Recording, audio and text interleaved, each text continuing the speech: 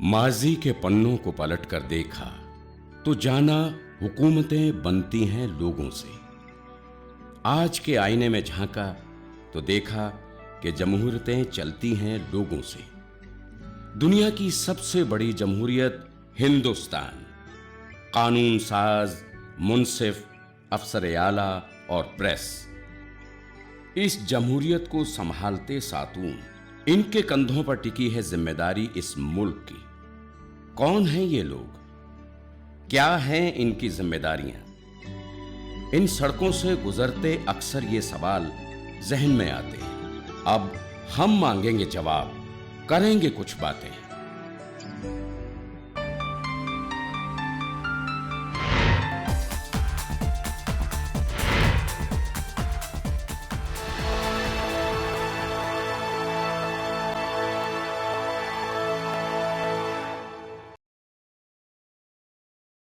आदाब नाज़रीन, उर्दू हाट टॉक में आप सभी का इस्तकबाल है। मैं हूं आपके साथ बुशरा खानम फहाद।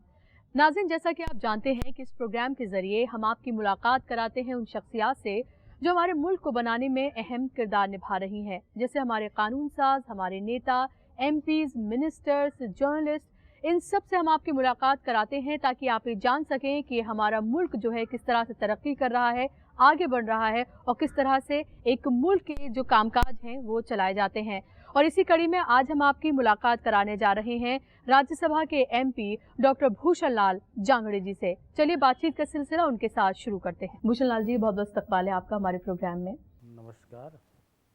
हमारे इस प्रोग्राम के ज़रिए हम अपने लोगों को बताते हैं, हमारे जो ऑडियंस उसको बताते हैं किस तरह से अलग अलग हमारे जो मुल्क में चीज़ें हैं वो किस तरह से काम करती हैं। और राज्यसभा क्योंकि हमारा सबसे इम्पॉर्टेंट पिलर की तरह है, तो मैं आपसे जानना चाहूँगी कि राज्यसभा का जो कामकाज है वो किस तरह से चलता है। राज्यसभा का जो कार्य है वह खास करके उच्च सदन कहलाता है, और जहाँ लोकसभा से जो भी बिल पास होता है उसका अहम भूमिका राज्यसभा के लोग निभाते हैं। और राज्यसभा में ही जहाँ पास होता है बिल, उसके बाद राष्ट्रपति के पास वो बिल पहुँचता है और वह मान्य होता है। जी, जो राज्यसभा के जो मेंबर्स होते हैं, क्योंकि लोकसभा के हम सबको पता है किस तरह से चुने जाते हैं, हम ही लोग उन्हें चुनकर भेजते हैं, लेकिन जो राज्यसभा के जो नुमाइंदे होते हैं, जो उसके मेंबर्स होते हैं, वो किस तरह से चुने जाते हैं?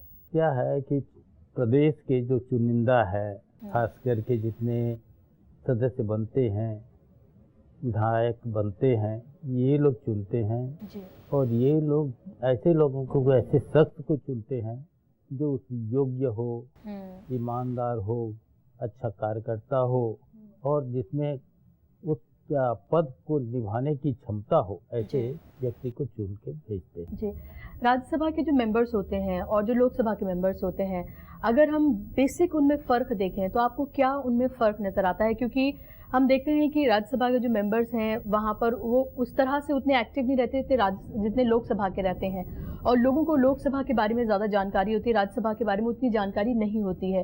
तो किस तरह से उनके कामकाज में जो अगर हम बेसिक फ़र्क देखें, क्या फ़र्क है? राज्यसभा का दरअसल क्या है कि पूरा प्रदेश का जिम्मेदारी होता है, एक क्षेत्र का नहीं रहता, और इसके कारण से उनका कार्य दिख नहीं पाता। और इनका लोकसभा का अपना क्षेत्र होता है, अपने क्षेत्र ही में काम करना पड़ता है, अपने मतदाताओं से मिलना पड़ता है, अपने मतदाताओं के से उनका जो काम है उनको देखना पड़ता है, और राज्यसभा का पूरा प्रदेश को देखना पड़ता है। इसीलिए राज्यसभा के जो मेंबर्स हैं उनका कार्यशैली पता नहीं चल पाता। जी, कितना मुश्किल होता है एक पार्टी के लिए राज्यसभा के मेंबर्स को चुनना, क्योंकि हम देखते हैं कि हर सूबे, हर स्टेट का जो है उसमें एक रिप्रेजेंटेटिव होता है और वो ज़रूरी होता है ताकि जितने भी हमारे सूबे हैं उनसे कोई ना कोई राज्यसभा का उस पार्टी से रिप्रेजेंटेटिव आए। तो जो पार्टी है उसके लिए कितना मुश्किल होता है चुन पाना अपने नुमाइंदे को राज्यसभा के लिए? दरअसल क्या है कि जो प्रदेश की जो राजनीति है, जिसमें जिस पार्टी का ज़्यादा सर्वोच्च होता है उसका ज़्यादा राज्यसभा में सदस्य बन के आना पड़ता है। इसीलिए जिम्मेदारी होती है कि पार्टी को मजबूत बना के अधिक से अधिक विधायक बनाएं, और जितना ज़्यादा विधायक होगा उतना राज्यसभा में हम मेंबर भेज सकेंगे। ये उनकी एक सोच होती है। उसी के कारण से सबसे ज़्यादा कठिन होता है राज्यसभा में सदस्य भेजना। जी। और जहाँ राज्यसभा में जितना मेजॉरिटी होता है उन्हीं का ही बिल पास होता है, उन्हीं का ही जो भी है सरकार चाहे जितना भी हो लोकसभा का, परंतु राज्यसभा में उनकी मेजॉरिटी नहीं होती, उसके लिए बहुत कठिनाई होता है। जी। अक्सर लोगों के दिमाग में ये सवाल होता है, अगर आम लोगों की हम बात करते हैं तो वे सोचते हैं कि लोकसभा में तो बिल पास हो गया, राज्यसभा में के लिए में जा रहा है तो एक फॉर्मेलिटी के लिए जा रहा है, वहाँ तो पास हो ही जाना है। तो आप इससे कितना इत्तेफाक ये रखते हैं? तो आपको लगता है कि उतना ही मुश्किल वहाँ पर भी उतनी ही मुश्किल होती है सरकार को? सबसे ज़्यादा कठिन है राज्यसभा का।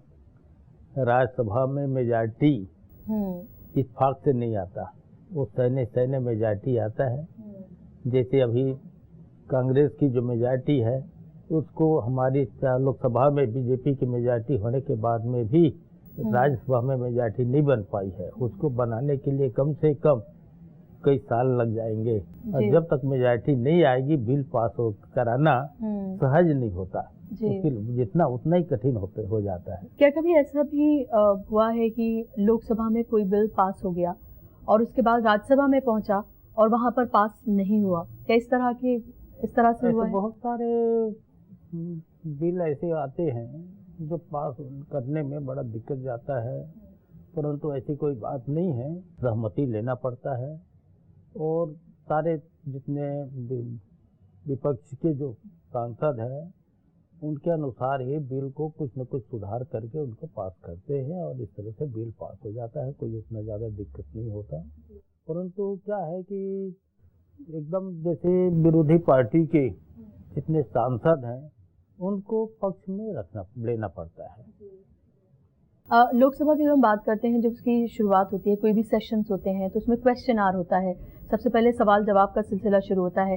राज्यसभा की जब हम बात करते हैं तो उसका अगर हर दिन का, जब सेशंस चल रहे होते हैं तो हर दिन का कामकाज किस तरह से चलता है, क्या कुछ होता है उसमें हर दिन? उसमें यहाँ भी वैसे ही है, लोकसभा और राज्यसभा में जो काम काज है वो उसमें कोई फर्क नहीं है। फर्क केवल यही है कि राज्यसभा का जो क्वेश्चन है वो उसकी जहाँ अहमियत ज़्यादा होता है। और जिस तरह से हम देखते हैं रोज़मर्रा जो अलग अलग कमेटीज़ होती हैं, ऐसे लोकसभा में अलग अलग तरह की कमेटीज़ बनाई जाती हैं अलग अलग मिनिस्ट्री को लेकर, तो क्या राज्यसभा में भी इस तरह की बनाई जाती हैं? कमेटियाँ बनती है वो दोनों की होती है, मिली जुली रहती है।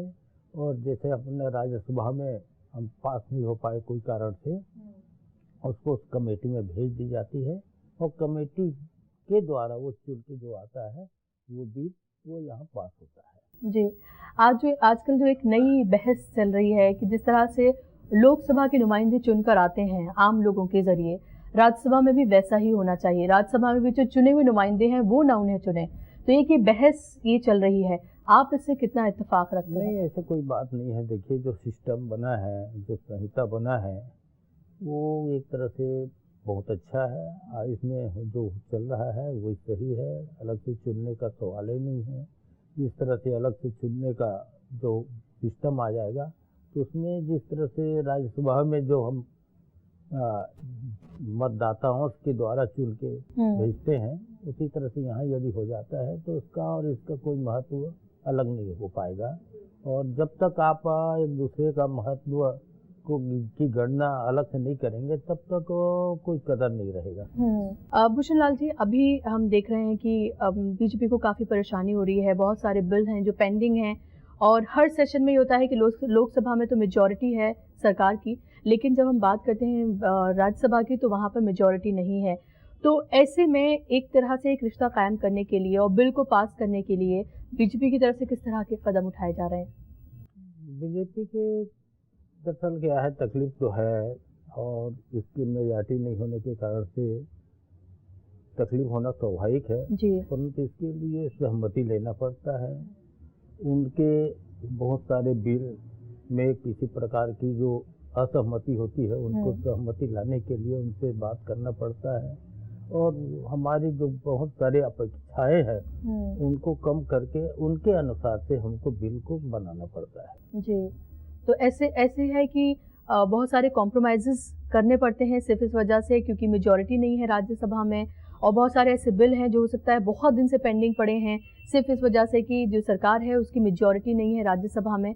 तो इसलिए क्या जो दूसरी पार्टियां हैं उनसे बातचीत का सिलसिला चलता रहता है, जो और पार्टी के मेंबर्स हैं उनसे बातचीत का सिलसिला चलता रहता है ताकि राज्यसभा में बिल उसी तरह से पास हो जाए जैसे लोकसभा में हो सकता है? क्या है कि बिल कोई भी पास नहीं होता, ये जनमानस में भी जाता है जी। और आपके जैसे माध्यम है, माध्यमों के आधार पे जो बिल पास नहीं होता, इसका परिणाम उनको समझ में आता है कि इसके कारण से बदनामी विपक्षी पार्टियों के को भी हो रहा है जी। इसके कारण से सहमति उनका भी हो जाता है और उनको डर रहता है कि इसके कारण से हमारी फजीहत न हो जाए। हम देखते हैं सेशन कोई भी शुरू होता है शोर शराबे के साथ शुरू होता है अक्सर, और कभी 1 घंटे के लिए कभी 2 घंटे के लिए एडजर्न कर दी जाती है पार्लियामेंट को, और फिर उसके बाद काम शुरू हुआ फिर से एडजर्न हो गई। तो ऐसे में लोगों को लगता है जो उनके वो टैक्स पे कर रहे हैं, जो उनका पैसा है वो बर्बाद जा रहा है। अगर जब वहाँ पर काम ही नहीं हो रहा तो कम से कम जो हमारे नुमाइंदे हैं जो चुनकर हमने वहाँ पर भेजे हैं, या फिर जो राज्यसभा में जो मेंबर्स हैं अलग अलग पार्टीज़ के, कम से कम उन्हें देखना चाहिए कि पूरा जो देश है वो देख रहा है कि आप किस तरह से बिहेव कर रहे हैं। तो ऐसे में क्या आपको नहीं लगता जो मेंबर्स हैं उन्हें उस तरह से बिहेव करना चाहिए ताकि जो लोग हैं जो ये सोच रहे हैं कि जो उनके टैक्स है जो पे करते हैं जिससे वो काम चलता है वो बेकार जा रहा है? ये स्वाभाविक है सोचना, जनमानस का क्या है कि वास्तविकता काम तो होना चाहिए जी। पक्ष विपक्ष दोनों को भी चिंता होता है कि किसी तरह से काम हो, और कभी कभी इस तरह से जहाँ अति आवश्यक हो तभी इस तरह से माहौल बनता है, नहीं तो दोनों विपक्ष और पक्ष के लोग सोचते हैं और काम किसी तरह से संसद का चले इस पर चिंता तो होती है, और इस चिंतन होने के कारण से उनको समझ आने के बाद में फिर अपना कार्य प्रारंभ हो जाता है। जी। क्या हर सेशन शुरू होने से पहले तमाम पार्टियों की कोई मीटिंग बुलाई जाती है ताकि कामकाज को सही से तरीके से चलाया जा सके? दरअसल क्या है कि कभी भी ये नहीं सोचते कोई भी कि काम न चले, काम चले ये सोचते हैं और बाधा न पड़े, ये दोनों का है, पक्ष विपक्ष दोनों का है। परंतु इत्तेफाक से कभी कभी ऐसी कोई घटनाएं अचानक आती है जिसके कारण से इस तरह से होता है जिसमें अवरुद्ध हो जाता है। लोकसभा के जो मेंबर्स होते हैं उनका समझ में आता है कि वो अपने अपने एरिया से होते हैं, वहाँ की परेशानियाँ जो हैं वहाँ पर रखते हैं, अपने सवालों को रखते हैं वहाँ पर, तो लोगों को लगता है हमने चुन के किसी को भेजा है वो हमारी बात को वहाँ पर रख रहा है। राज्यसभा एमपी जो हैं वो जिस स्टेट से आते हैं उनकी बातों को किस तरह से रखते हैं? जैसे आप छत्तीसगढ़ से हैं तो वहाँ के लोगों की बातों को आप किस तरह से रखते हैं? क्या है कि हम लोग क्षेत्रवार न करके प्रदेश की जो समस्या है, खास करके सरकार की वहाँ की जो समस्या है उसको ज़्यादा करके रखते हैं, जो सार्वजनिक हो, सबके हित में हो, क्षेत्रवार न हो, पूरा प्रदेश के हित में हो। कोई जिस तरह से जैसे रेल का है या वायुयान का है या सिंचाई का है या किसानों की समस्या है या श्रमिकों की समस्या है, ये पूरा प्रदेश भर की जो समस्या है, जैसे खदान है, कोयले का खदान है या हीरे या सोने के खदान है, उसकी जो समस्या है, जो सार्वजनिक समस्या हो, सबके हित की समस्या हो, जिसमें किसी एक का न हित हो, प्रदेश का हित हो, इस तरह से हमको रखना पड़ता है। ये हम लोगों का वो एक तरह से बहुत कठिन एक हमारे लिए सवाल होता है जी। और उसको हमको हल करने के लिए जो प्रदेश का किस तरह से हित हो ये सोच के हमको काम करना पड़ता है। जी। तो लोकसभा के मेंबर से आपको लगता है आपकी जिम्मेदारी ज़्यादा है क्योंकि वो सिर्फ एक अपने जो उसका एरिया है जहाँ से वो चुन कर आए सिर्फ वहाँ की बात कर रहे हैं, लेकिन जो राज्यसभा एमपी हैं वो पूरे स्टेट की जो प्रॉब्लम्स हैं, जो परेशानियां हैं वो रखनी पड़ती हैं। हाँ, पूरा प्रदेश का जो समस्या है उसको करना पड़ता है। कभी कभी जैसे बाढ़ ग्रस्त हो गया, कभी तेज हवा से पौधे नष्ट हो गए, अकाल ग्रस्त हो गया क्षेत्र, या इस तरह से बड़ी बड़ी जो समस्याएं हैं उसके लिए करना पड़ता है, और उसके कारण से जिम्मेदारी हम सोचते हैं कि राज्यसभा वालों को ज़्यादा होता है। जी। आजकल एक और नई बहस चली हुई है इंटॉलरेंस को लेकर कि किस तरह से पूरे मुल्क में जो है एक माहौल बना हुआ है, आप उसको किस तरह से देखते हैं? देखिए क्या है, हम किसी को खुश नहीं कर सकते या कोई किसी से खुश नहीं हो सकता है मैं जो भी कर रहा हूँ वो दूसरों के लिए अहित महसूस हो, अच्छा ना महसूस हो, परंतु आज देश हमारा जो देश है ये एक तरह से हम जिस तरह से जो सभ्यता है हमारे देश की वो सारे जो संसार है उसको सभ्यता सिखाने वाला देश कहलाता है। जी बिल्कुल। यहाँ से जो सभ्यता है, वो सभ्यता के कारण से सारा जितना संसार है वहाँ को हमने एक अपना गुरु हमको माना है जी। और उस गुरु जो हमको माना है उसके आधार पे हमको चलना है। तो कुछ लोगों को हमारी जो बात है, हमारी सभ्यता है, हमारी जो एक सोच है और इस देश में जो भावना हमने पैदा हमको करना है, उसको कुछ लोग गलत महसूस करते हैं। उसके कारण से आधुनिकता की ओर ज़्यादा दौड़ के हमारे जो प्राचीनता है उसका विरोध करते हैं। ऐसा कुछ नहीं है इसमें। तो हम प्राचीनता में हमारी जो सभ्यता है, उस सभ्यता को जब तक हम उजागर नहीं करेंगे तो हमारा इस तरह से राष्ट्रीयता का जो हमारा जो सीख है हम कैसे देंगे लोगों को। जी बिल्कुल। तो क्या जो एक इमेज थी हिंदुस्तान की, वो आपको लग रहा है कहीं थोड़ी बहुत ख़राब हो रही है? देखिए, आधुनिकता के बहुत सारे कारण हैं। आधुनिकता के कारण से लोग बाग कुछ ऐसे अभी विज्ञान के द्वारा कुछ ऐसे तत्व आ गए हैं जिसके कारण से लोग बाग बहुत अपने आप को एडवांस मानते हैं। एडवांस होना कोई बुरी चीज़ नहीं है, एडवांस की पक्षधर हम भी है, पर इतना एडवांस मत होइए जिसमें हमारे बच्चों का एक तरह से जो भविष्य है उसमें कोई नुकसान ना हो। उनमें एक भावना जगे। राष्ट्रीयता सबसे बड़ी चीज़ है हमारी, और जब तक हम राष्ट्रीयता लोगों में नहीं पैदा करेंगे तो देश के प्रति प्रेम कैसे जगेगा। जी बिल्कुल। तो ये आपको लगता है कोर्स में शामिल होना चाहिए इन सब चीज़ों को, क्योंकि पहले मॉरल साइंस जो होती थी वो कोर्स का हिस्सा हुआ करती थी, लेकिन अब जो है वो तमाम चीज़ें अब कोर्सेज में नहीं होती हैं, जिसकी वजह से जो हम देखते हैं बच्चों में उस तरह की जो फीलिंग्स हैं जो पहले हुआ करती थी अपने मुल्क को लेकर या अपने आसपास की चीज़ों को लेकर, वो अब थोड़ी सी ख़त्म हो रही है। हम जैसे हमारे यहाँ घर घर में कंप्यूटर आ गया है, बच्चे कंप्यूटर के पीछे में बैठे रहते हैं, टीवी आ गया है, टीवी के पीछे बैठे रहते हैं, उनमें किसी प्रकार का स्वास्थ्य का ध्यान नहीं रहता। बच्चे खेले कूदे या कसरत करे या वो ऐसा शारीरिक वर्क करे जिससे शरीर हृष्ट पुष्ट रहे, तंदुरुस्त रहे, स्वस्थ रहे, इस पर बच्चों का ध्यान नहीं जाता। इसीलिए हमारे जो सरकार ने खास करके नरेंद्र मोदी जी ने जो योग का जो प्रशिक्षण के लिए, योग आसन के लिए उन्होंने जो पहल किया है, या इन बच्चों के हित के लिए है। देश के एक तरह से हमारे जो बच्चे निरंकुश न हो जाए जी, उसके लिए उन्होंने ये पहल किया है। आप एक ऐसे सूबे से आते हैं छत्तीसगढ़ से जो काफ़ी पिछड़ा हुआ है, अलग होने के बावजूद भी वहाँ पर तरक्की के काम जो है बहुत धीमी गति से चल रहे हैं, गरीबी अभी भी वहाँ पर उसी तरह से बनी हुई है और बहुत सारी परेशानियाँ वहाँ पर हैं। आप वहाँ से आते हैं, आपने कौन से ऐसे सवाल हैं, कौन सी ऐसी परेशानियाँ हैं जो आपने राज्यसभा में उठाई हैं? सबसे ज़्यादा वहाँ पिछड़े आदिवासी और अनुसूचित जाति के वर्ग, पिछड़े वर्ग के लोग रहते हैं जी, और ये सब शुरू से बहुत इनकी कमजोरी है, हालत बहुत ख़राब है इनकी, और गरीबी के कारण से ये लोग अपना ज़्यादा करके शिक्षा में या और कई धंधे उद्योग धंधे में आगे नहीं बढ़ पाए हैं उसके कारण से। और दूसरा सबसे मेन कारण है यहाँ नक्सली क्षेत्र होने के कारण से। यहाँ जिस तरह से नक्सलियों के कारण से जो हम विकास करना चाहते हैं वो विकास नहीं हो पा रहा है और अवरुद्ध हो जाता है, और उसी के से लड़ते लड़ते हमारे प्रदेश के लोग की जो हालत है वास्तविक में खस्ता हो गया है जी। और सबसे ज़्यादा हमारे यहाँ जो खनिज है, हमारे यहाँ जितना कोयला का भंडार है या बहुत सारे ऐसे वनोपज का है, उसके कारण से तरक्की होने में कोई देरी नहीं है, परंतु केवल अवरुद्ध होता है, केवल नक्सलियों के कारण से अवरुद्ध ज़्यादा हो रहा है, हम उसका उपयोग हम नहीं कर पा रहे हैं। छत्तीसगढ़ की हम बात करें जहाँ से आप आते हैं और वहाँ बीजेपी के चीफ मिनिस्टर हैं जो पिछले 15 साल से हैं और काफ़ी पॉपुलर भी रहे हैं। आगे अब क्योंकि सेंटर में भी हम देखें तो बीजेपी की ही गवर्नमेंट है और स्टेट में भी बीजेपी की ही गवर्नमेंट है, तो क्या आपको लगता है तरक्की के काम और बेहतर तरीके से वहाँ पर चलेंगे?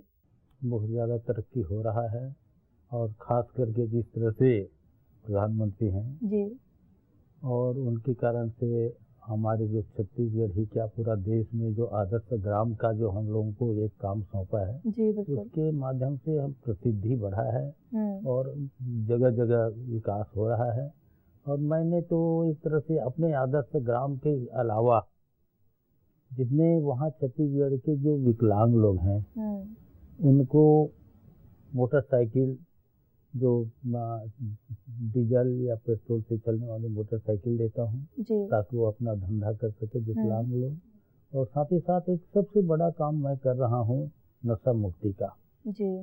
हमारे कुछ ऐसे हमारे पास कुछ दवाइयाँ हैं जिसके माध्यम से हम एक खुराक दवाई देते हैं और 3 दिन तक उनको किसी तरह से नशा न करने की सलाह देते हैं और हमेशा हमेशा के लिए वो नशा मुक्त हो जाता है।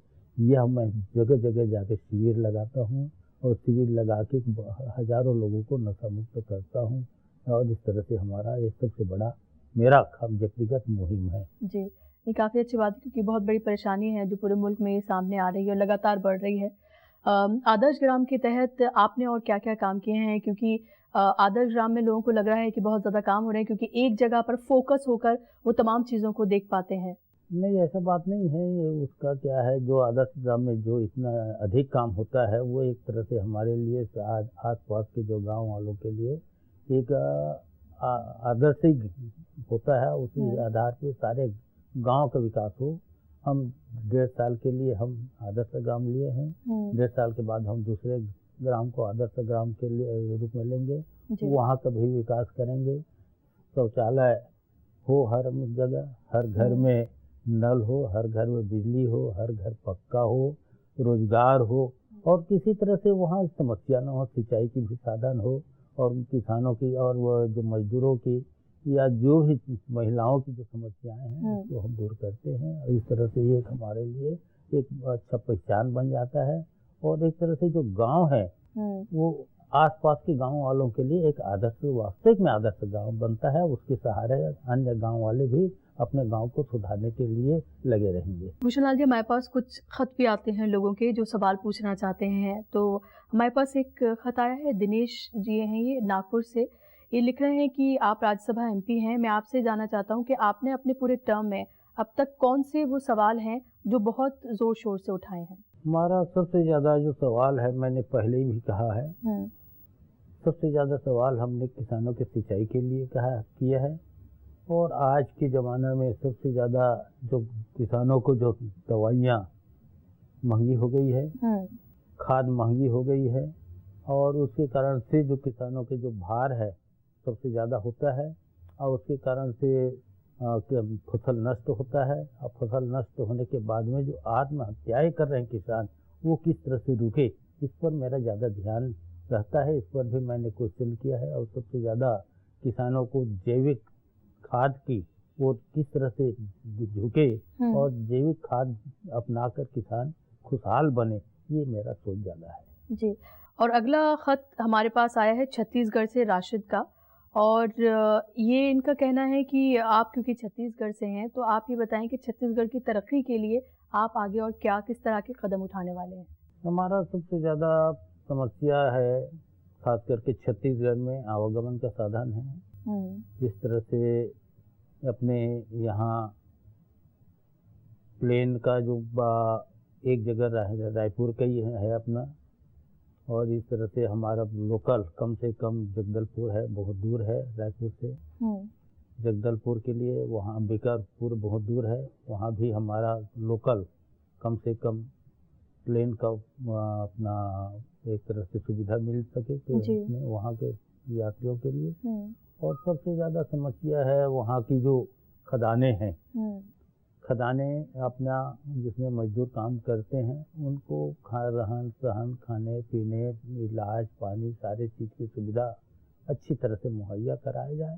बहुत सारे प्राइवेट वहाँ फैक्ट्रियाँ खुल गई है, चाहे पावर प्लांट का हो चाहे सीमेंट का हो।